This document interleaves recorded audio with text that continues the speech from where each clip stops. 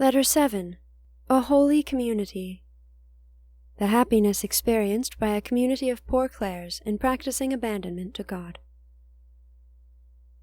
My dear sister, I have made a discovery here that has given me more satisfaction than anything else could have done.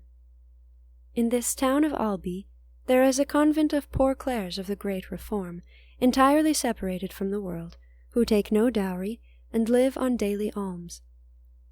The superior is the most saintly person I have ever encountered in my life.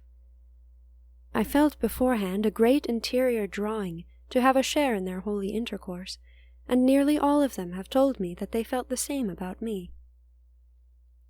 I believe that God intends to bestow some great graces on me through their holy prayers. They lead a very interior life, and practice abandonment to God with a remarkable perfection. When I assured them that on every occasion that presented itself I would try to procure alms for them, they seemed to be quite scandalized, and begged me to think only of their spiritual needs, and to make them more detached and more holy by my instructions and prayers. You cannot imagine anything more wonderful than their union, candor, and simplicity. Impressed by their great austerities, I asked them one day if such a hard life did not affect their health and shorten their lives.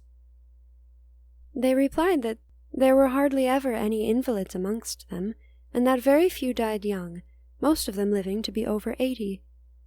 They added that fasting and mortification contributed to improve their health and to prolong life, which good cheer usually tended to shorten. I have never beheld such gaiety and holy joy anywhere else as among these good nuns. To please them, I had to talk continually on spiritual subjects, as they could not tolerate gossip and worldly news, but said, "Of what use is all that to us?" I assure you, you would be edified and very glad on my account of this fortunate discovery, for although I have often visited this place before, I knew the community only by name, and looked on the nuns as dead to all, buried and quite out of sight. What a favor and consolation for me! I might add, it is fitting also to praise and magnify God for the wonders He has worked in these souls.